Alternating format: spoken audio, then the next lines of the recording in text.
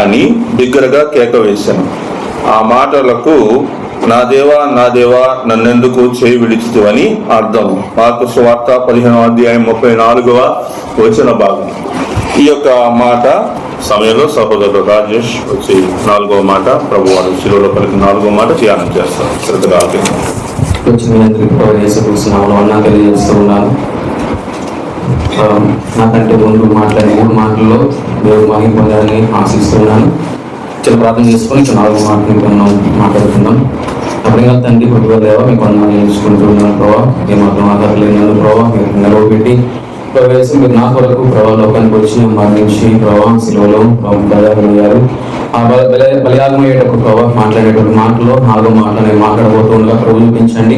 ప్రవేశం ఎక్కడ కూడా ఒకసారి మాటలు మాట్లాడకుండా ప్రభావ మీరు ఎందుకు లోకానికి వచ్చారు మాటలు చెప్పడానికి ప్రభావ నన్ను అభిషేకించండి. ప్రభు చూపించమండి. ప్రభు యేసుక్రీస్తునామములో స్తుతించి ప్రార్థిస్తున్నాను తండ్రి.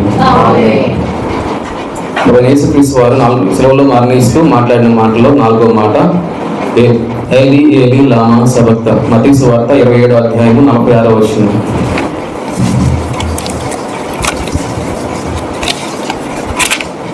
మత్తయి సువార్త 27వ అధ్యాయం 46వ వచనం.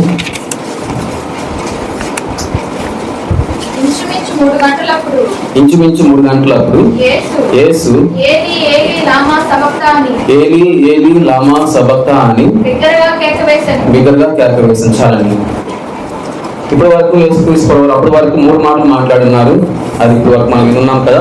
ఈ 4వ మాట ఏంటంటే 4వ మాటలో మనకి వినిపిస్తున్న వాయిస్ లో మనకి వినిపిస్తుంది ఏంటంటే ఆయన ఎంత శ్రమ పడుతున్నాడో, ఆ శిలువలో మరణించే సమయంలో ఆయన ఎంత వేదన పడుతున్నాడో ఒక మాటలు మనం గమనించవచ్చు. ఒక చిన్నపిల్లవాడు ఎదిగే వయసులో తండ్రి చేయబట్టుకుని నడిపిస్తూ ఉంటాడు.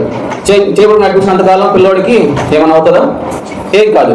ఎప్పుడైతే తండ్రి సైకిల్ నేర్పించాలి అంటే పట్టుకొని నేర్పిస్తారు ముందు స్టార్టింగ్ లో, తర్వాత చెయ్యి వదిలేసేయాలి. ఆ సైకిల్ వదిలేస్తేనే వాడు తప్పకుండా ప్రాక్టీస్ చేస్తాడు. ఆ సమయంలో పడవచ్చు. కానీ పడుతున్నాడని చెప్పి చేయబట్టుకుంటే ఏమవుతుంది? పిల్లవాడు పడుతున్నాడని పట్టుకుంటే ఏమవుతుంది? సైకిల్ నేర్చుకోగలడా? నేర్చుకోలేడు. అలాగే చిన్న వయసులో బాలుడైన వయసులో నడుస్తున్నప్పుడు తల్లి చేయబట్టుకుని నడిపిస్తూ ఉంటుంది. అరే నా కొడుకు పడుతున్నాడని చెప్పి వదిలేకుండా పట్టుకొని ఉంది అనుకోండి, ఏమవుతుంది? నడవగలడా? నడవలేడు. అలాగే యేసుక్రీస్తు ప్రభువు ఇప్పుడు ఇక్కడ మాట్లాడుతున్న మాటలో నా దేవా నా దేవా నన్నెందుకు చేయి విడుస్తున్నావు, నన్నెందుకు చేయి విడిచావా అని యేసుక్రీస్తు ప్రభువు అడుగుతున్నాడు. అంటే దానికి కారణం ఏంటి మనం తెలుసుకోవాలి. ఇక్కడ పిల్లవాడు పడుతున్నప్పుడు చెయ్యి వదలకుండా పట్టుకుంది అంటే దానికి ఒక కారణం ఉంది. చెయ్యి వదిలింది అంటానికి ఒక కారణం ఉంది. ఏమని కారణం అంటే పిల్లవాడు ఎదుగుతాడని, అభివృద్ధి చెందుతాడని, నడవటం నేర్చుకుంటాడని. కానీ ఇక్కడ యేసుక్రీస్తు ప్రభువు ఎంతగానో ప్రేమించినటువంటి ప్రియ కుమారుని లోకానికి పంపించి ఆయన పని కోసం పంపించినప్పుడు ఎందుకు వదిలేయాల్సి వచ్చింది అనే ఒక గ్రహింపు, ఒక మాటలు మన గ్రహింపు ఏముందని మనం తెలుసుకున్నట్టయితే చూడండి. యేసుక్రీస్తు ప్రభువు లోకంలోకి వచ్చినప్పుడు ఏమైందంటే ఆయన తల్లి గర్భంలో జన్మించినప్పుడు ఏమి సాదృశ్యం కనిపించింది? ఏమి ఆనవాళ్ళు కనిపించినాయి? అప్పుడు నక్షత్రం కనిపించింది. కానీ ఇక్కడ మనం చూసినట్టయితే 45వ వచనంలో చూడండి, మధ్యాహ్నం మొదలుకొని 3 గంటల వరకు ఆ దేశమంతటను చీకటి కమ్మాను. ఇది యేసుక్రీస్తు ప్రభువు లోకంలో జన్మించినప్పుడు ఒక నక్షత్రం పుట్టింది. ఆ నక్షత్రం ద్వారా దేవుడు లోకంలో జన్మించాడు, ఒక రాజు జన్మించాడని ఆనవాళ్ళు కనిపించింది. ఒక ప్రకాశమానమైన నక్షత్రం చూశాను. ఎప్పుడైతే యేసుక్రీస్తు ప్రభువు లోకంలో మరణించాడో ఏమైంది? చీకటి కమ్మిపోయింది. ఎప్పుడైతే యేసుక్రీస్తు ప్రభువుని నక్షత్రం వచ్చి ఆయన పుట్టుకను మనకు తెలియపరిచిందో, ఎప్పుడైతే యేసుక్రీస్తు ప్రభువు చనిపోతున్నప్పుడు లోకం కూడా, ప్రకృతి కూడా సహించలేకపోతుంది. ఎందుకంటే ఆయన చనిపోతున్నాడని. దేవుడు కలుగు చేసిన వాళ్ళే, సూర్యుడైనా చంద్రుడైనా నక్షత్రాలైనా ఈ దేవుడు కలుగు చేసిన వాళ్ళే, నువ్వైనా నేనైనా దేవుడు కలుగు చేసిన వాడే ఆ ప్రియకుమారుడైనా. కానీ ఆ ప్రియకుమారుడు చనిపోతున్నప్పుడు ఆ సూర్యుడు కూడా ఏం చేస్తున్నాడు? తట్టుకోలేక చీకటిమయమైపోయాడు. కాబట్టి ఈ మాట దేవుడు మాట్లాడుతున్నాడు అంటే దానికి కారణాలు ఏమైనాయంటే, ఈ మాటలు మనం ఏం గమనించవచ్చు అంటే ఒక బాధని మనం గమనించవచ్చు. ఆ బాధ 2 రకాలుగా మనం వివరించుకోవచ్చు. ఒకటి శరీరానుసారంగా ఆయన పడుతున్న వేదన. ఆయన చేతుల్లో శిలలు కొట్టారు, ఆయన అప్పటి వరకు కొరడా దెబ్బలు కొట్టారు, శిలువ మోసుకొని వచ్చాడు, ఆయన్ని తల మీద ముళ్ళ కిరీటం పెట్టారు. ఇవన్నీ శరీరానికి సంబంధించిన బాధలు, శరీరాన్ని కష్టపెట్టేటువంటి పనులు. అంత కష్టపెట్టినా, అంత శ్రమ పెట్టిన, అంత బాధ పెట్టిన దేవుడు ఆ బాధను సహిస్తూ మాట్లాడిన మాటగా మనం అందించవచ్చు. రెండోదిగా చూసినట్టయితే లూకాసు వార్త 22వ అధ్యాయం 31వ వచనం చూసినట్టయితే దేవుడు పట్టిన బాధలో రెండో కారణం ఏమై ఉండొచ్చు అంటే లూకాసు వార్త 22వ అధ్యాయం 31వ వచనం. సీమోను సీమోను సీమోను ఇదిగో సాతాను మిమ్మును పట్టి గోధుమ వలె జల్లించినట్లు మిమ్మను కోరుకున్నాను కానీ ఇదిగో మా దేవుడు ఆ క్షణంలో యేసుక్రీస్తు చనిపోయిన తర్వాత వాళ్ళ పరిస్థితి ఎలా ఉంటుంది అంటే సాతాను ఏం చేస్తారు, వాళ్ళని గోధుమల వల్లే ఏరుతాడు. ఇదిగో ఈ రోజు యేసుక్రీస్తు వాళ్ళు లేకపోతే మన బతుకు ఎలా ఉంటుందంటే సాతాను చేతిలో ఉన్నటువంటి గోధుమల వల్లే ఉంటాం. సాతాను మనల్ని ఏరుకుంటాడు, సాతాను మనల్ని లాక్కుంటాడు అనమాట. సో అలా ఎప్పుడైతే అలా నా బిడ్డలు సాతాను చెరలోకి పోతారు, ఇదిగో నా బిడ్డల్ని సాతాను తీసుకెళ్లిపోతాడని దేవుడు పడుతున్నటువంటి బాధలో ఇదొక కారణంగా మనం చెప్పుకోవచ్చు. ఇదిగో ఈ క్షణం నేను చనిపోతే ఇప్పటి వరకు నేను జీవించిన జీవితాన్ని నన్ను చూసిన వారు వాళ్ళు అమాయకమైనటువంటి వాళ్ళు దేవుడు అంటే తెలియని వాళ్ళు కష్టపడి తెలియని వాళ్ళు కాబట్టి వాళ్ళని సాతాను ఏం చేస్తాడు, వాళ్ళని తీసుకెళ్ళిపోతాడు. నా తండ్రి దగ్గర రానీయుడు. నేను పడిన శ్రమ, నేను పడిన వేదన, నేను చనిపోతున్న విధానాన్ని అన్ని వాళ్ళు మర్చిపోయేటట్టు చేస్తాడు సాతాను వాళ్ళని ఏం చేస్తాడు, వాళ్ళని కబలించి వేస్తాడు. గోధుమల వల్ల వాళ్ళని వేరు చేస్తాడని చెప్పి యేసుక్రీస్తు వారు బాధపడుతూ మాట్లాడిన మాటగా మనం చెప్పుకోవచ్చు. ఆయన పడే బాధలు, ఆయన చెప్పే మాటలు ఈ రెండు కారణాలు మనం అర్థం చేసుకోవచ్చు అనమాట. ఆయన ఈ మాట చెప్తూ ఎలా చెప్పాడు చూడండి, ఎలా చెప్పాడు, బిగ్గరగా అరుస్తూ చెప్పాడంట. చిన్నగా చెప్పలా. ఇదిగో ఫస్ట్ మాట చెప్పినప్పుడు చిన్నగా చెప్పాడు, రెండో మాట చెప్పినప్పుడు పక్కన వ్యక్తిగా కాబట్టి చిన్నగా చెప్పాడు. కానీ ఇక నాలుగో మాట చెప్పేటప్పుడు ఎలా చెప్పాడు అంటే బిగ్గరగా చెప్పాడు. ఎందుకు? ఆ వేదన అలాంటిది అనమాట. ఆ వేదన అలాంటిది. ఆ సమయంలో యేసుక్రీస్తు ప్రభువు పడుతున్న వేదన అలాగుంది కాబట్టి ఆయన బిగ్గరగా తండ్రికి విజ్ఞాపన చేస్తా ఉన్నాడు. ఇక మాటలు ఏముంది అంటే తండ్రికి చేసేటువంటి విజ్ఞాపన, తండ్రికి యేసుక్రీస్తు ప్రభువు వారికి ఉన్నటువంటి ఒక సంబంధాన్ని ఆయన తెలియపరిచేటువంటి విధానం మనకి కనిపిస్తూ ఉంది. అలాగే చూసినట్టయితే ఈ యొక్క మాట లేఖనం సారాంశంగా జరిగింది. లేఖనం నెరవేర్చడానికి ఈ మాట ఆయన చెప్పినట్టు సెలవిస్తా ఉన్నారు. మూడవదిగా ఆయన ప్రవచనం నెరవేర్చడానికి, ఆయన గురించినటువంటి ప్రవచనం కీర్తనలలో 22వ కీర్తన మొదటి అధ్యాయంలో మొదటి వచనంలో ఉంటుంది చూడండి. 22వ కీర్తన మొదటి వచనం, నా దేవా నీవు నన్నేలా విడనాడిది. చాలండి, ఇది ఒక ప్రవచనం. యేసుక్రీస్తు వారు పుట్టక ముందు వచ్చిన ప్రవచనం. ఈ ప్రవచనం నెరవేర్చడానికి యేసుక్రీస్తు వారు ఈ మాట మాట్లాడినట్టుగా మనం చూడొచ్చు అనమాట. కాబట్టి నా దేవా నన్ను ఎందుకు చేయవలసిన అనే మాటలో ఎంత పెయిన్ ఉందో మనం అర్థం చేసుకోవచ్చు. ఆ సమయంలో ఆయన ఎంత బాధపడుతున్నాడో అర్థం చేసుకోవచ్చు. నేను మీకు కొన్ని ఉదాహరణలు ఇచ్చి చెప్తాను. మేడగదిలో ఆయనతో పాటు భోజనం చేసిన వారిలో యూదా ఇస్కరియోతు ఉన్నాడు. యూదా ఇస్కరియోతు ఆయన చెయ్యి వదిలేసి డబ్బు దగ్గరికి పోయినప్పుడు దేవుడు బాధపడలా. యేసుక్రీస్తు వారు లోకంలో పరిచయం చేయడం మొదలుపెట్టినప్పుడు ఫస్ట్ వాళ్ళు యేసుక్రీస్తు ఏం చేశారంటే 12 మంది శిష్యులు ఎన్నుకున్నాడు. ఎందుకంటే ఆయన తర్వాత పరిచయం చేయాల్సిన వాళ్ళు కాబట్టి ఆ 12 మందిని ఆయన దేవుడు సెలెక్ట్ చేసుకున్నాడు. ఈ 12 మంది యేసుక్రీస్తు చనిపోయే టైంలో ఈ 12 మంది చాలా మంది ఎవరు లేరు, ఒక యోహాను తప్ప ఎవరు అక్కడ లేరు. కానీ ఇంకొక బాధ ఏంటంటే పేతురు కూడా అప్పటి వరకు యేసుక్రీస్తు వారితో కలిసి తిరిగినటువంటి వ్యక్తి కూడా ఆయన ఎవరు నాకు తెలియదని చెప్పాడు. ఈ మాటను చెప్తామని యేసుక్రీస్తు వారు స్వయంగా చెప్పినప్పటికీ కూడా అసలు బాధపడలేదు. ఎప్పుడు బాధపడుతున్నాడు అంటే నన్ను ఆయన రాజుగా యెరూషలేము పట్టణంలో యూదుల రాజుగా గాడిద మీద ఊరేగింపు వస్తున్నప్పుడు ఆయన్ని పాటలు పాడుతూ హోసన్నా పాటలు పాడుతూ స్వాగతించిన ప్రజలు ఆ సమయంలో లేరు. వాళ్ళు కూడా ఆయన వదిలేశారు. ఆయన బాధపడలేదు. నాలుగోది చూసినట్టయితే అప్పటి వరకు ఆయన ద్వారా ఎన్నో మేలు పొందారు.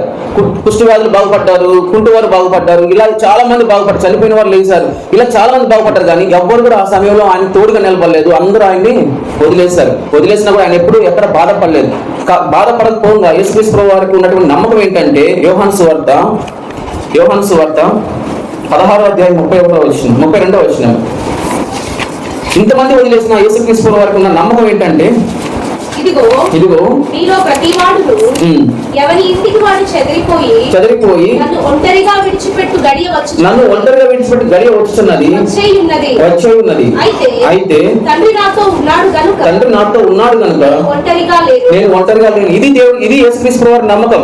మీరందరూ నన్ను వదిలేసుకోవచ్చు. నాకు పాటలు పాడిన వాళ్ళు, నన్ను గొప్పగా పొగిన వాళ్ళు ఆ సమయంలో ఉండకపోవచ్చు. నా పక్కన తిరిగిన శిష్యులు నన్ను తెలియదు అనవచ్చు. నా ద్వారా బాగుపడిన ఎవరు నా దగ్గర లేకపోయి ఉండొచ్చు. కానీ నాకు ఎవరు తోడుగా ఉన్నారు? తండ్రి తోడుగా ఉన్నాడు. నేను ఒంటరిని కాను అని యేసుక్రీస్తు ప్రభువు సెలవిస్తా ఉన్నారు. అది ఆయన నమ్మకం తండ్రి పట్ల. కానీ ఎందుకు విడవాల్సి వచ్చింది? సిలువలో ఉన్నప్పుడు, సిలువకు ముందు చెప్పిన మాటకి, సిలువలో ఉన్నప్పుడు చెప్పిన మాటకి ఎందుకు ఆ వ్యత్యాసం వచ్చింది అని అంటే చూడండి, ఆయన పాపం చేసి ఆ సిలువ ఎక్కలేదు కదా. యేసుక్రీస్తు వారు పాపం చేసి సిలువ ఎక్కల. కానీ తండ్రి ఎందుకు విడిచాడు, ఈ తండ్రి ఎందుకు విడిచిపెట్టాడు అని యేసుక్రీస్తు వారు అనుకుంటున్నారు అంటే ఆదాము పాపం చేసినప్పుడు తండ్రి ఏం చేశాడు? రోజు వచ్చి ఆదాంతో సంభాషిస్తూ, ఆదాంతో మాట్లాడుతూ, ఆదాంతో సమయం గడిపేటువంటి దేవుడు ఆదాం పాపం చేసినప్పుడు ఏం చేశాడు? విడిచిపెట్టేశాడు, బయటికి పంపించేశాడు. అలాగే ఇశ్రాయేల్ ప్రజలు ఎంతగానో ప్రేమించి వాళ్ళు కష్టాలు పడుతున్నారు, దేవుడు ఏం చేశాడు? వాళ్ళని కష్టాల నుంచి బయటికి తీసుకొచ్చి వాళ్ళు నడిపిస్తున్నప్పుడు ఇశ్రాయేల్ ప్రజలు పాపం చేసినప్పుడు ఏం చేశాడు? దేవుడు వాళ్ళని విడిచిపెట్టేశాడు, వాళ్ళని శత్రువులకు అప్పగించాడు. ఇశ్రాయేల్ ప్రజలు పాపం చేసి దేవుడికి కోపం తెప్పించినప్పుడు ఏం చేశాడు? యుద్ధంలో ఓడిపోవడానికి యుద్ధంలో సహాయం చేయలే దేవుడు, వాళ్ళని విడిచిపెట్టేశాడు. అలాగే యోనా కూడా దేవుడు ఏ మాట చెప్పాడో ఆ మాట వినకుండా ఆయనకు వ్యతిరేకంగా ఒక పట్టణం వెళ్ళమంటే ఇంకో పట్టణం వెళ్ళడానికి సిద్ధపడినప్పుడు దేవుడు ఏం చేశాడు? విడిచిపెట్టేశాడు. యోనాకు పట్టిన గతి ఏంటి? తుఫాన్లో ఇరుక్కున్నాడు. కాబట్టి పాపం చేస్తే ఎందుకు దేవుడు ఇలా చేస్తున్నాడు అని చూసినట్టయితే హబక్కూకు గ్రంథంలో ఒక మాట సెలవిస్తుంది. హబక్కూకు అనే ప్రవక్త ఒక మాట సెలవిస్తూ అంటాడు. హబక్కూకు మొదటి అధ్యాయము 13వ వచనంలో, నీ కనుదృష్టి దుష్టత్వం చూడలేనంత నిష్కలమైనది కదా. దేవుడి కనుదృష్టి ఎలాంటిదండి? దేవుని కనుదృష్టి ఎలాంటిదంటే పాపాన్ని సహించలేదు. దేవుని దృష్టి ఎలాంటిది అంటే పాపాన్ని చూడలేదు. దేవుని దృష్టి ఎలాంటిది అంటే దుష్టత్వాన్ని చూడలేదు. అంత నిష్కలంకమైనటువంటి కళ్ళు ఆయన. మన తండ్రి, మన దేవుని కళ్ళు ఎలాంటి అంటే నువ్వు పాపం చేస్తా అని చూడలేడు, నువ్వు తప్పు చేస్తా అని చూడలేడు. కాబట్టి అంత నిష్కలంకమైనడు కాబట్టి పాపం చేస్తే తట్టుకోలేకపోతున్నాడు. ఆదం పాపం చేస్తే ఎందుకు పంపించేశాడు అంటే తట్టుకోలేకపోయాడు. నా బిడ్డ, నాతో మాట్లాడేటువంటి బిడ్డ రోజు నేను ఆయనతో మాట్లాడుతూ సంభాషించేటువంటి వ్యక్తి నన్ను కాదని పాపం చేశాడు అనే ఒక బాధని ఆయన తట్టుకోలేకపోయాడు కాబట్టి ఆయన్ని దూరం చేశాడు. అలాగే ఇశ్రాయేలు ప్రజలు కూడా నేను ఇంతగా వీళ్ళ కోసం చేస్తున్నాను కదా, వీళ్ళు మాంసం అయితే మాంసం ఇచ్చాను, వీళ్ళు వాటర్ అయితే వాటర్ ఇచ్చాను, వీళ్ళు ఏదైతే అది ఇచ్చాను, వీళ్ళకి కష్టం కలగకుండా ఎండ ఉదయం అప్పుడు మేఘాన్ని అడ్డుగా పెట్టాను, రాత్రి వేళ అగ్ని స్తంభాన్ని అడ్డుగా పెట్టాను, అగ్ని స్తంభాన్ని నిలవబెట్టాను, వీళ్ళ చెప్పులు అరిగిపోలేదు, ఇంతగా నేను వీళ్ళ కోసం ప్రయాసపడుతుంటే వీళ్ళు ఏం చేస్తున్నారు? పాపానికి దాసులైపోతున్నారు. కాబట్టి దేవుడు ఆ పాపాన్ని సహించలేకపోయాడు, చూసి ఓర్చుకోలేకపోయాడు. కాబట్టి వాళ్ళని విడిచిపెట్టేశాడు. విడిచిపెట్టే వాళ్ళు కలిగిన నష్టం ఏంటి? శత్రువులకు అప్పగించబడ్డారు, శత్రువుల చేతులకు వెళ్ళిపోయారు. మళ్ళీ యుద్ధంలో ఓడిపోతానే ఉన్నారు. ఎప్పుడైతే యుద్ధంలో ఓడిపోయినప్పుడు వాళ్ళ బుద్ధి వస్తుంది, ఎప్పుడైనా శత్రువులు వెళ్ళిపోయినప్పుడు బుద్ధి వస్తుంది. మళ్ళీ దేవుడి దగ్గర రావడం, ప్రార్థన చేయటం, మళ్ళీ విజయాన్ని పొందడం. యుద్ధంలో ఓడిపోయినప్పుడు దేవుడి దగ్గర రావటం, మళ్ళీ ప్రార్థన చేయటం, మళ్ళీ గెలవటం. ఇలా జరుగుతూ వస్తుంది. కాబట్టి యుద్ధంలో మనం ఎప్పుడైతే మన పాపం చేస్తామో దేవుడు సహించలేడు. కాబట్టి విడిచిపెట్టే దేవుడు. కాబట్టి అలా విడిచిపెట్టకుండా ఉండాలని యేసుక్రీస్తు ప్రభువు ఏం చేశారు? 1 కొరింథీ 5వ అధ్యాయం 21వ వచనం, ఇలా దేవుడు మనల్ని విడిచిపెడతాడేమో, ఆ పాపం చేస్తున్నాం కాబట్టి, వీళ్ళు పాపం చేస్తున్నారు కాబట్టి దేవుడు విడిచిపెడతాడేమో అని ఆయన ఎంతగానో ప్రేమ కలిగి మన పట్ల ప్రేమ కలిగి ఆయన ఏం చేస్తున్నాడు అంటే 1 కొరింథీ 5వ అధ్యాయం 21వ వచనం,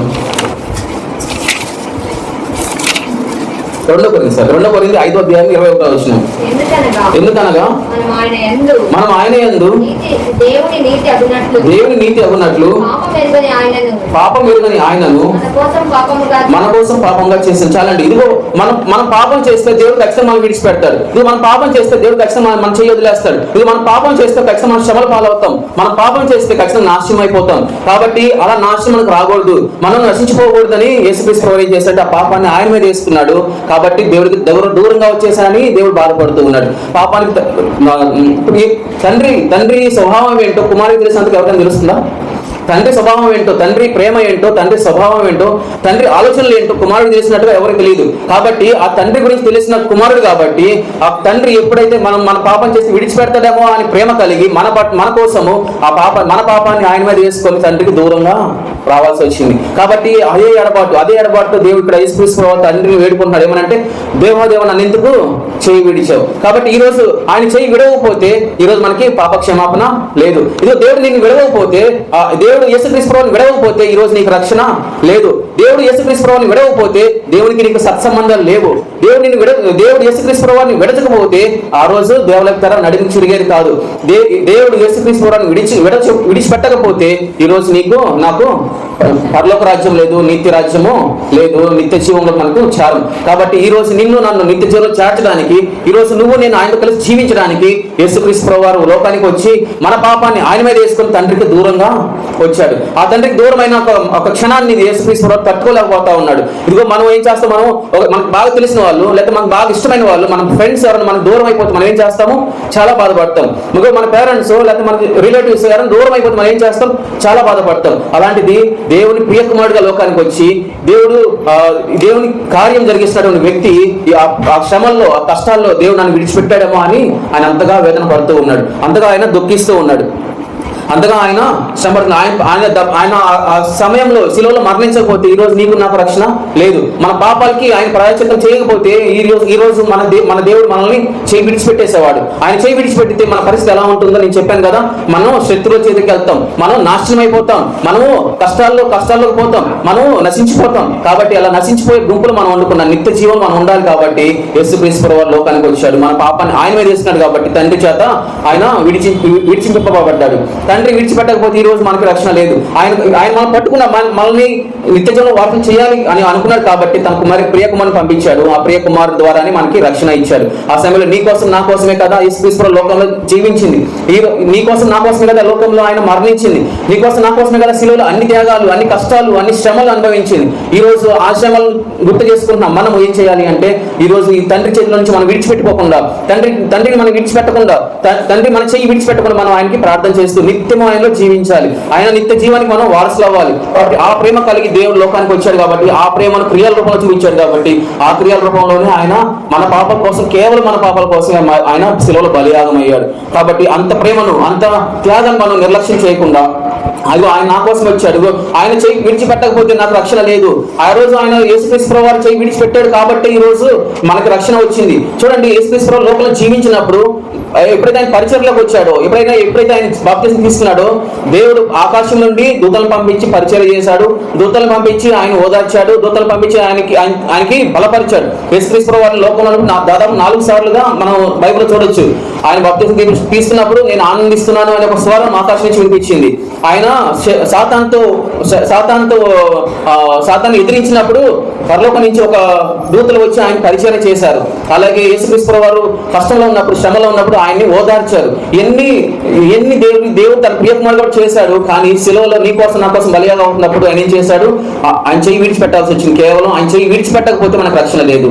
ఆయన చెయ్యి విడిచిపెట్టకపోతే మనకి స్వస్థత లేదు. ఆయన చెయ్యి విడిచిపెట్ట మనకు నిత్య జీవం లేదు. కాబట్టి ఆయన మన కొరకే ఆయన శ్రమలు పడ్డాడు, మన కోసం ఆయన జీవించాడు, మన కోసం బలియాగం అయ్యాడు. కాబట్టి ఆ త్యాగాన్ని, ఆ ప్రేమను మనం ఆయన నిత్య జీవనంలో బలివస్తులు అవ్వాలని ఆయన ప్రేమ కలిగి వచ్చాడు. కాబట్టి మనం కూడా ఆ ప్రేమను, ఆ క్రియలను మనం కూడా మన జీవితంలో జరిగిస్తూ ఆయన నిత్య జీవనానికి మనం వారసులు అవ్వాలని చెప్తూ ముగిస్తున్నాం. దేవుడి మాట దీవించును గాక. ఆమేన్.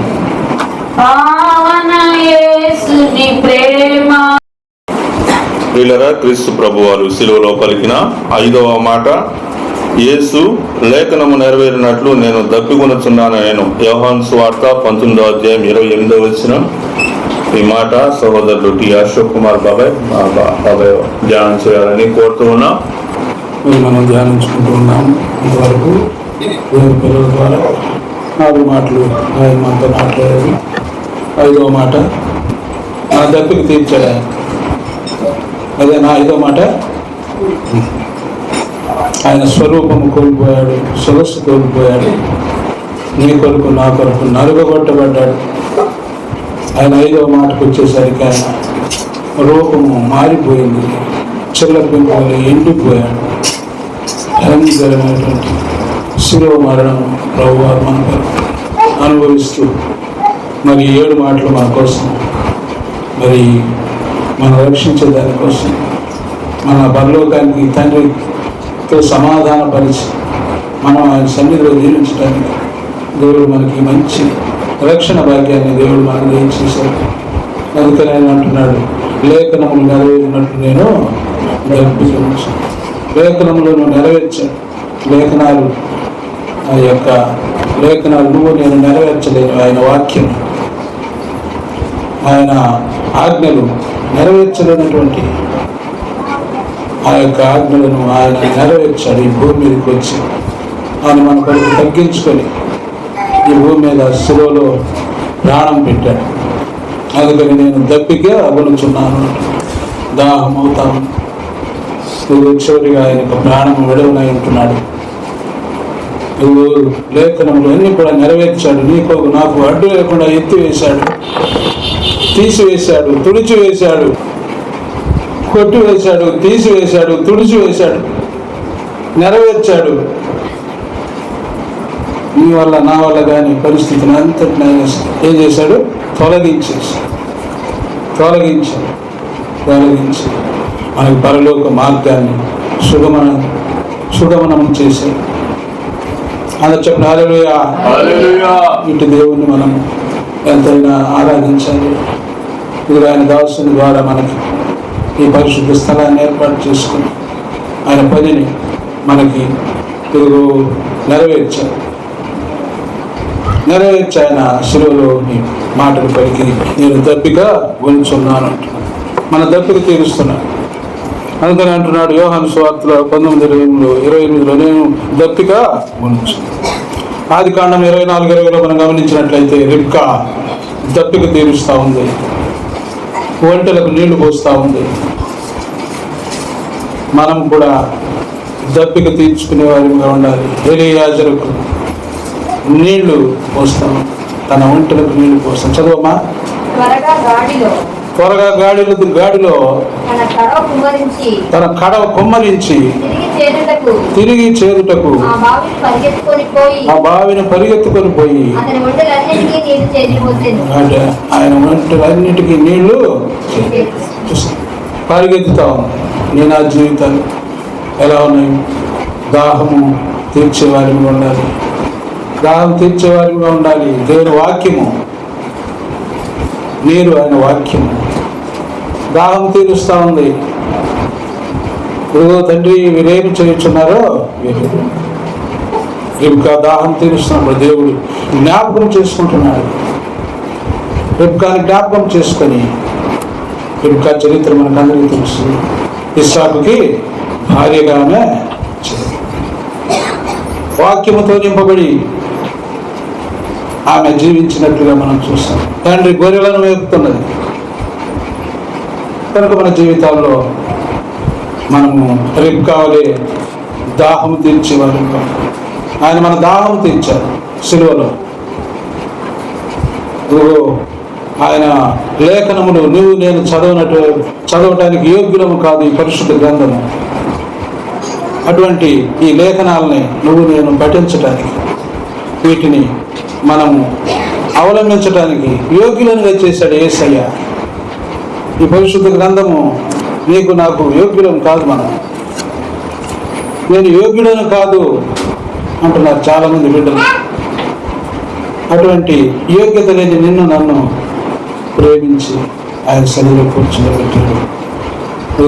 మనము ఆయన తప్పికొన్నప్పుడు ఎలీయాజరు గాడిదలకు ఒంటెలకు నీళ్లు పోసి ఆశీర్వదించబడుతున్నట్లుగా మనం చూస్తున్నాం. మనం కూడా ఆయన వాక్యంతో నింపబడి ఇదిగో ఆయన కళ పనిని మనం కొనసాగించే బిడ్డలముగా ఉండాలి. ఆయన పనిని సాగిస్తున్నప్పుడు రిబ్కాని ఆశీర్వదించిన దేవుడు నిన్ను నన్ను కూడా ఆశీర్వదించడానికి సిద్ధంగా ఉన్నాడు. ఈ 5వ మాట సమరయ స్త్రీని కూడా మనం గమనిస్తే ఏమంటుంది ఆమె? తన కొండను విడిచిపెట్టి 4:28 చదవమ్మా. యోహాను సువార్త 4:28 ఏమంటున్నారు? సమరయ ఆ స్త్రీ తన కొండను విడిచిపెట్టి ఊరిలోనికి వెళ్ళి మీరు వచ్చి నేను చేసినవన్నీ నాతో చెప్పిన వారిని చూసి దేవుని స్తోత్రం. హల్లెలూయా. తప్పిపోయిన వాళ్ళ నా యొద్దకు రండి అంటున్నాడు. యెషయా గ్రంథము 55:1 ఏం రాయబడి ఉంది?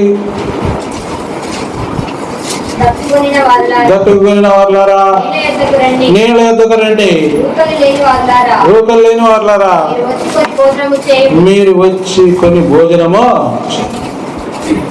ఆయన మన దప్పిక తీర్చింది. ఆయన మన పరిస్థితులను మార్చేటటువంటి దేవుడు. సమరయ స్త్రీ యొక్క పరిస్థితిని మార్చివేశాడు. ఆశీర్వాదానికి కారకులుగా మనల్ని ఏర్పాటు చేసుకున్నాడు. కృతజ్ఞత కలిగిన వారమై మనం ఆయన శిలువ మరణ త్యాగాన్ని జ్ఞాపకం చేసుకోవాలి. ఆయన మన కొరకు దాహము కొంటున్నాడు. మన దాహమునంతటిని ఆయన తీసివేశాడు. దాహమునంతటిని తీసివేసి ఆయన మన ఆశీర్వాద కారణభూతులుగా చేశాడు.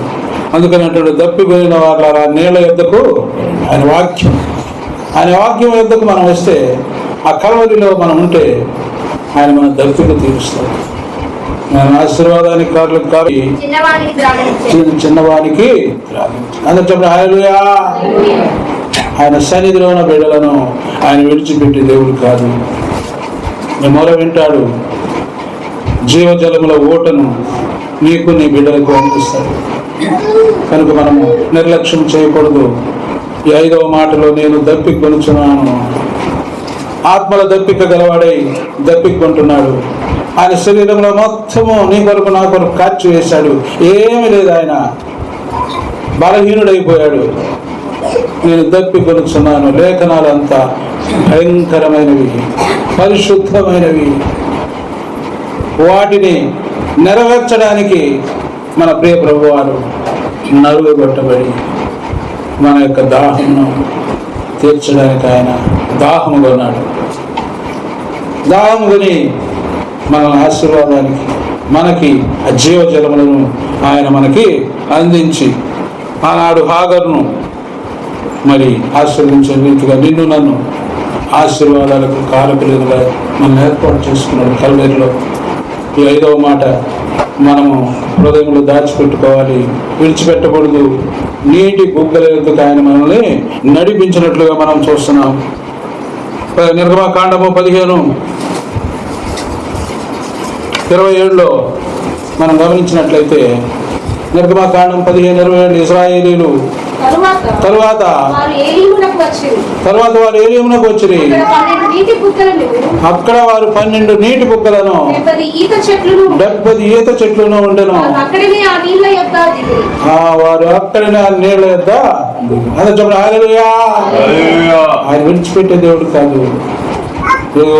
12 నీటి బుగ్గలు ఊటల యొద్ద ఇశ్రాయేలీయులను కాపాడుతున్నారు. కారణమో వారు విడిచిపెట్టి వచ్చారు ఐగుప్తును.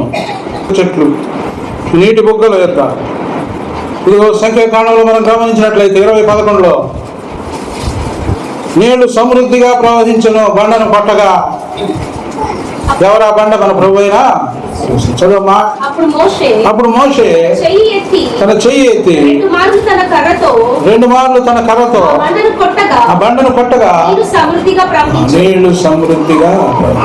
అందరు చెప్పండి, హల్లెలూయా. ఆ బండ ఎవరంట? వెంబడించిన ఆత్మ సంబంధమైన బండలోనిది త్రాగిరి. ఆ బండ అందరు చెప్పండి, హల్లెలూయా. కొరకు ఆయన పగులు కొట్టబడ్డాడు. ఆయన శాసనాలు, ఆయన లేఖనాలు, ఆయన ప్రవచనాలు ఆయన పగులు పెట్టినాయి. అందుకని అంటున్నాడు ఇర్మియా 29లో, నా మాట అగ్ని వంటిది కాదా, బండను బద్దలు చేయు. ఆయన మాటలు అగ్ని వంటివి. నువ్వు నేను ఆయన సన్నిధిలో నిలబడలేము. యేసయ్య మన కోసం భూమికి వచ్చి అగ్ని వంటి మహాశ్రమను, అశ్రవ శ్రమలను ఆయన మన కొరకు వచ్చి ఆ శ్రమలో నుండి మనల్ని ఆయన తీసివేసి ఇదిగో మనకి నిత్య జీవమునిచ్చాడు. పగలు పట్టబడ్డాడు. సుత్త ఏం చేసింది? బండను పగలు. అందుకని అంటున్నాడు, నా మాట అగ్ని వంటిది, బండను బద్దలు. మనకి అగ్ని లాంటి ఆ యొక్క లేఖనాలు మనకి ఆయన వెలుగుగా చేశాడు. అగ్ని లాంటి ఆ లేఖనాలు ఏం చేశాడు? ఆయన మనకి వెలుగుగా చేశాడు. అందరూ చెప్పండి, హల్లెలూయా. అందుకని అన్నాడు, నేను లోకమునకు వెలుగును, నన్ను వెంబడించేవాడు చీకటిలో నడువక జీవపు వెలుగు కలిగి ఉండును అంటున్నాడు. కనుక వెలుగులో మనం ఆ బండ క్రీస్తే బండ సందుల్లో నుండి నన్ను చూడు మోషే అంటున్నాడు. నిర్గమకాండము నిన్ను చూడాలయ్యా అంటున్నాడు. ముసలితనం వచ్చేలాగా మనం అదే ఆశపడేది, నిన్ను చూడాలయ్యా, ఇంతకాలం ఏం చేయాలంటుంటాం. నన్నేం చూస్తాలే, ఇదిగో ఒక్కసారి పరలోకంలో చూద్దు అని చెప్పి మోషే ఏమన్నాడు? 33వ అధ్యాయము, మరియు ఆయన నీవు నా ముఖమును చూడజాలవు, ఏ నరుడు నన్ను చూసి బ్రతుకులేడు. 22 చదువునా? నా మహిమ నిన్ను దాటి వెళ్ళుచుండగా నీవు ఆ బండ సందులో నుంచి నిన్ను దాటి వెళ్ళే వరకు నా చేతితో నిన్ను బండ సందులు. ఎవరా బండ? మన ప్రభు అయినా. అందుకని అంటున్నాడు, జిగట గల దొంగ ఊబిలో నుండి దావీదు మహారాజు ఏమంటున్నాడమ్మా, నాశనకరమైన గుంటలో నుండి నన్ను పైకి లేవనెత్తి ఎక్కడ నా అడుగులు స్థిరపరచామంటున్నాడు. బండ మీద నా అడుగులు, బండలో నుండి ఆ బండ మన ప్రభు అయిన క్రీస్తు వారు పగులు పట్టబడ్డాడు.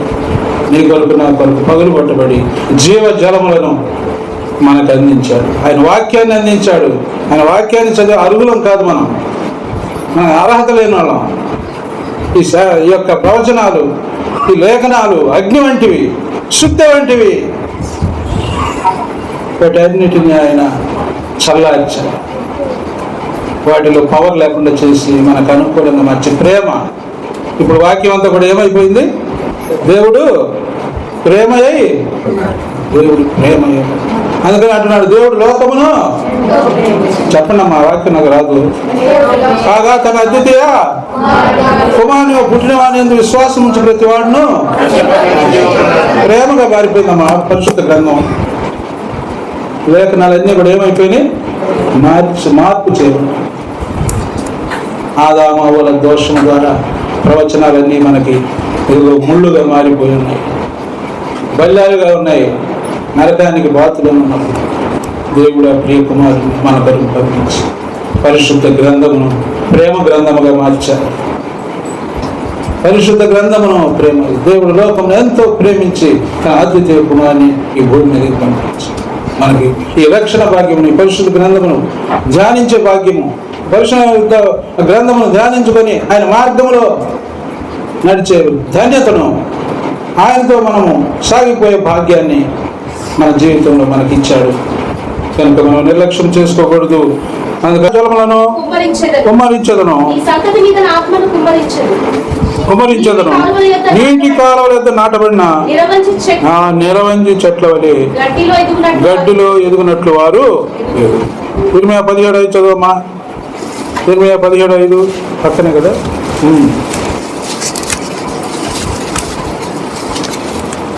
యెహోవాను నమ్ముకుని వాడు ధన్యుడు. యెహోవానికి ఆశ్రయముగా ఉండును. వాడు జలముల యొద్ద నాటబడిన చెట్టు వలె ఉండును. అతడు కాలువల ఓరను వేళ్ళు తనను వెట్ట కలిగినను దానికి భయపడదు. దాని ఆకు పచ్చగా ఉండను. వర్షము లేని సంవత్సరమున చింతనందదు. అదే చెప్పిన హల్లెలూయా. దేవుని మందిరంలో కల్వరిలో మనం జీవిస్తూ ఆయన సహవాసములు మనం ఉంటాము. ఆకు వాడక తన కాలమందు అతడు నీటి కాలువల యోరను తన కాలమందు బలమిచ్చు చెట్టు వలెనుండని దేవుని వాక్యం గుర్తించి బండ సందులో ఉన్న నా పావురమా. పరమగీతంలో ముగిస్తున్నాను. 2:14 ఏమంటున్నా? బండ సందులలో ఎగురు నా పావురమా, పేట పీటలను ఆశ్రయించు నా పావురమా. నీ స్వరము మధురము, నీ ముఖము మనోహరము. నీ ముఖము నాకు కనబడనిమ్ము. ఇంకా ఇంకోటి, నీకు స్వరము నాకు చూసా. ఆయన పిలుస్తున్నాడు నిన్ను నన్ను. పండగ క్రైస్తవులందరినీ ఉండొద్దు. పండగ క్రైస్తవం ఉంటే సాతాను మోసం చేస్తాడు. ఈరోజు గుడ్ ఫ్రైడే అని చాలామంది వచ్చారు. మంచిది నేను కాదంటం లేదు. గుడ్ ఫ్రైడే దాటిన తర్వాత దేవుని విషయాలు మర్చిపోయి లోకాశనం పడి దేవుని ఆశీర్వాదాలు పోగొట్టుకుంటున్నాం. పరిశుద్ధ గ్రంథము నువ్వు నేను మరి పట్టుకోకూడనటువంటి పరిశుద్ధ గ్రంథాన్ని దేవుడు మనకి దప్పిక కొని ఆయన, ఇదిగో నేను దప్పిక కొనుచున్నాను లేఖనములు నెరవేరున్నట్లు ఆయన దప్పిక కొని మనకు దప్పిక తీర్చాడు. ఆయన దాహము కొని ఆయన చిల్లబిబ్బలు ఎండిపోయి మనకి ఆనందాన్ని, ఆరోగ్యాన్ని, జీవజలాన్ని ఇచ్చాడు. జీవజలముల ఓట యుద్ధ మనం నడిపిస్తున్నాడు. కనుక మనం నమ్మకస్తులుగా జీవిస్తూ ఇదిగో ఈ యొక్క కల్వరిలో మారు మనసు పొంది బాప్తీసం తీసుకొని సహవాసం రొట్టె విడిచుటేందును అపోస్తల బోధన మనము జీవిస్తూ ఉన్నప్పుడు ఆయన మనల్ని ఆశీర్వదిస్తాడు, నిన్ను నడిపిస్తాడు. నువ్వు ఏ విధంగా ఈ భూమి మీద సాగిపోవాలో నిన్ను, నీ పిల్లల్ని, నీ పరిస్థితులను అన్నిటినీ ఆయన మార్చేసే సమర్థుడు, శక్తిమంతుడు. ఆయన నమ్ముకొని ధన్యులు కమ్మని దేవుడి 5వ మాటను దీవించి ఆశీర్వదించిన సమయాన్ని భాష గారికి యేసు ఆ చిరక పుచ్చుకొని సమాప్తమైనదని చెప్పి తల వంచి ఆత్మను అప్పగించాను. యోహాను సువార్త 19:30. ఈ యొక్క 6వ మాట మరి ధ్యానం సహోదరులు ఈ పవిత్ర మరి ధ్యానం చేస్తారు. మిగిలిన 5 మాటలు ధ్యానం చేయడం జరిగింది. ఇప్పుడు 6వ మాటకి వచ్చాము. సమాప్తమైనది. మనం ముందు 5 మాటలు చూస్తే దేవుడు మనుషుల గురించి, దేవుని గురించి, నీ కుమారుడు, నీ తల్లి ఇవన్నీ చెప్తా ఉన్నారు. కానీ ఈ మాట మాత్రం ఒక ముగింపు, అంటే సమాప్తమైనది అనే మాట పని గురించి మాట్లాడిన మాట. శిలువలో పలికిన 6వ మాట ఏంటంటే సమాప్తమైనది. యేసు ప్రభు వారు జననం నుండి మరణం వరకు ఒక ప్రవచనాత్మకమైన జన్మ, ప్రతిదీ కూడా ప్రవచనాత్మకంగా జరిగింది. వాస్తవానికి ఈ సమాప్తమైనదనే మాట గురించి మనం క్రిస్మస్ కంటే కూడా ఈ మాట కోసం ఎక్కువగా పండగ చేసుకోవాలన్నమాట. ఫెస్టివల్ గ్రాండ్గా చేసుకోవచ్చు ఈ మాటను బట్టి. ఎందుకంటే యేసు ప్రభు వారు వచ్చిన పని ఏంటంటే ఇదే అసలైన పని. తను ముగించాలనుకున్న పని ఏంటంటే ఇదే, మన పాపాల నిమిత్తం ఆయన సిలువను మానుప్ర ఎక్కి మన పాపాల నిమిత్తం తను రక్తధారలు చిందించాలి అని ప్రవచనం ఉంది కనుక ఆ ప్రవచనం నెరవేర్చడానికే యేసు ప్రభు వారు ఈ లోకానికి వచ్చారు. క్రిస్మస్ కంటే కూడా ముగించడం అనేది గొప్ప విషయం.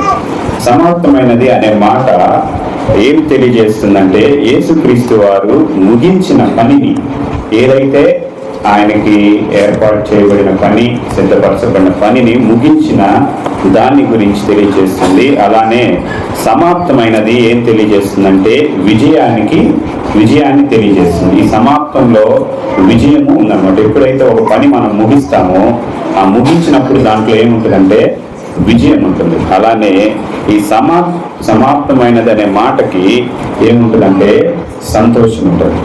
ఏముంటుంది? సంతోషం ఉంటుంది. మీరు సంతోషంగా వినొచ్చు, నవ్వుతా వినొచ్చు. శ్రమల ధ్యానాలు 5 మాటల వరకే మనం బాధపడాలి. ఈ 6వ మాట నుంచి సంతోషపడాలి. ఎందుకంటే మన పాపభారం అంతా దేవుడు తొలగించాడు ఈ మాటతో. అర్థమైందా? యేసుక్రీస్తు వారు ముగించిన పని విషయం సమాప్తమైనది, విజయాన్ని బట్టి సమాప్తమైనది, అలానే సంతోషాన్ని తెలియజేస్తుంది ఈ సమాప్తం. ఓకేనా? సో కాబట్టి ఈ సమాప్తమైనది అనే మాట 6వ మాట యేసుక్రీస్తు వారు పలికారు. యోహాను సువార్త 17:4 I have finished the work అని రాయబడింది. అంటే చేయుటకు నువ్వు నాకు ఇచ్చిన పనిని నేను సంపూర్ణంగా నెరవేర్చి భూమి మీద నిన్ను మహిమ పరిచితిని అని రాయబడింది అనమాట. యోహాను 17:4 నువ్వు నాకు ఇచ్చిన పనిని సంపూర్ణంగా, ఏం బ్యాలెన్స్ లేదు ఇంకా అక్కడ చేయటానికి బ్యాలెన్స్ లేకుండా దేవుడు సంపూర్ణంగా చివరి పొద్దు వరకు నెరవేర్చి భూమి మీద యేసు ప్రభు మహిమపరిచారనమాట. అలానే యోహాను సువార్త 19:30 సమాప్తమైనదని చెప్పి తల నుంచి ఆత్మను అప్పగించారు. తనకు అప్పగించిన పనిని సంపూర్ణంగా ఏమి బ్యాలెన్స్ లేకుండా పూర్తి చేశారు అనే దాంట్లో సందేహమే లేదు. యేసు ప్రభు వారు చనిపోతారని యేసు ప్రభు వారికి తెలీదా? యేసు ప్రభు వారికి ముందే తెలుసు. ఎలా తెలుసు? రూపాంతరం చెందారు కదా కొండ మీద. ప్రార్థన చేసేటప్పుడు మోషే, ఎలియా వచ్చి ఏం చెప్పారు? నువ్వు చనిపోతావు, దేవుని పనిని పూర్తి చేస్తావు, నువ్వు చనిపోతావు అని చెప్తారు. You will fulfil God's purpose and you will die అని వాళ్ళు చెప్తారన్నమాట. ఆ వీడియో చూసినప్పుడు నాకు ఎలా అనిపించింది అంటే ఒళ్ళంతా వణుకొచ్చేసింది. వాస్తవానికి ఆ వీడియో చూస్తా ఉంటే యేసు ప్రభు అలా కొండ మీద, అంటే అది షూటింగ్ వీడియో అయినప్పటికీ కూడా అలా యేసు ప్రభు వారు కొండ మీదకు వెళ్ళటం, ప్రేర్ చేస్తూ ఉంటే వాళ్ళు రావటం, అటు ఇటు నుంచోవటం, ఈ మాటలు ఆ బ్లర్గా ఉండి పలుకుతా ఉన్నప్పుడు అసలు ఎంత బాడీలో వణుకొచ్చిందంటే నిజంగా ఎంత ధన్యత అది అక్కడ దగ్గర ఉండి చూసిన వారికి. అలానే దేవునికి ముందే తెలుసు. మనమైతే ఏం చేస్తాము? మనకి ఏదైనా పని చెప్పి నువ్వు ఈ పనిలో నువ్వు చనిపోవాలి, రెడీ అవ్వంటే ఏం చేస్తాం? ఏం చేస్తాం? చచ్చిపోతామా? అస్సలు చచ్చిపోం. మనం బతికేది ఎందుకోసం? డబ్బులు సంపాదించడం కోసం. మనం బతికేది దేనికోసం అంటే డబ్బులు సంపాదించడం కోసం, చనిపోవటం కోసం కాదు, బతకటం కోసం, ఇల్లు సంపాదించడం కోసం, ధనం సంపాదించడం కోసం, బంగారం, వీటి కోసం కానీ మనం పనిచేసేది. దేవుడు మాత్రం చనిపోవటానికి నిర్ణయించుకొని దేవుడు వచ్చాడనమాట ఈ భూమిపైకి. అలానే అప్పగించిన పనిని, ఒప్పుకున్న పనిని చివరి వరకు, ముగించే వరకు సమాప్తమైనదని చెప్పారనమాట. చివరి వరకు ప్రతిదీ కూడా చేసి సమాప్తమైనదని ముగించారు. జననం నుండి మరణం వరకు ప్రతిదీ కూడా ఒక అద్భుతం. దేవుని సృష్టి ప్రణాళిక, తర్వాత దేవుని చేసిన కార్యాలు. దేవుడు ఎంతో మంది చనిపోయిన వాళ్ళు బతికించాడు, వాటర్ని వైన్గా మార్చాడు, తర్వాత ఎన్నో అద్భుతాలు ఉన్నాయి. ఈ మరణాన్ని తప్పించుకోలేరా? చాలా సింపుల్ ఇది దేవునికి. దేవుడు తప్పించుకోవాలనుకుంటే సింపుల్. కానీ ఇప్పటికి కూడా మనం ఏ పరిస్థితిలో ఉండేవాళ్ళం అంటే ధర్మశాస్త్రంలోనే ఇంకా మనం కొనసాగుతూ ఉండేవాళ్ళం. పాతకాలంలో ఏం జరిగేదంటే పరిశుద్ధ స్థలం, అతి పరిశుద్ధ స్థలం రెండు ఉండేవి. ఆ రెండిటి మధ్యలో ఏముంటది? తెర అడ్డుగా ఏర్పడింది. దేవునికి మనకి తెర. దేనివల్ల అంటే ఆదాము చేసిన పాపం వల్ల మనకి ఏమేర్పడింది? తెర అడ్డుగా ఏర్పడటం వల్ల సంవత్సరానికి ఒక్కసారి ఒక వ్యక్తి మాత్రమే అతి పరిశుద్ధ స్థలంలోనికి వెళ్ళి ఏదైనా మాట్లాడి రాగలడు. ఎవరంటే ప్రధాన యాజకుడు మాత్రమే. ఆ ప్రధాన యాజకుడు మాత్రమే లోపలికి వెళ్ళగలడు. ఆయన కూడా ఒకవేళ ఏదైనా పాపం చేస్తుంటే, తెలియని పాపం ఏదైనా చేస్తుంటే లోపలికి వెళ్ళిన తర్వాత చనిపోతాడని ఆయన వెళ్ళేటప్పుడు ఆయనకి 1 గంట కట్టి పంపేవాడు. అలానే నడుముకి ఒక తాడు కట్టి పంపేవాళ్ళు. ఎందుకు? ఆ గంట మోగినంతసేపు కూడా ఆయన బతికున్నాడని అర్థం. ఒకవేళ గంట ఆగిపోతే ఆ తాడుతో బయటికి లాగేస్తే లోపలికి ఇంకెవరు వెళ్ళారనుకో, 10 మంది ఆయన తీసుకురావాలంటే 10 మంది కూడా చనిపోతారు. అందుకని అలా ఆయన సిద్ధపరిచి లోపలికి పంపేవాళ్ళు. సంవత్సరానికి ఒక్కసారి మాత్రమే లోపలికి వెళ్ళేవాళ్ళు అనమాట. సో ఆ విధమైన దేవునితో మనకి సంబంధం కలిగి ఉండేవాళ్ళం. అప్పుడు ఏం జరిగేదంటే, దేవుడు ఎప్పుడైతే సమాప్తమైనది అని శిలువ మీద పలికారో, పలికిన వెంటనే లూకా 23:45 ప్రకారం ఏమైంది? తెర నడిమికి చినిగిపోయిందన్నమాట. ఎప్పుడైతే తెర నడిమికి చినిగిపోయిందో పరిశుద్ధ స్థలం, అతి పరిశుద్ధ స్థలం రెండు ఏమైపోయినాయి? ఏకమైపోయినాయి, ఒకటైపోయినాయి. అప్పటి నుంచి మనకి దేవునికి ఏం కుదిరింది? సంధి. ఏం కుదిరింది? సంధి. దేవునితో మనం డైరెక్ట్గా మాట్లాడగలుగుతున్నాం. ఇప్పుడు దేవునితో డైరెక్ట్గా ప్రార్థన చేయగలుగుతున్నాం. సో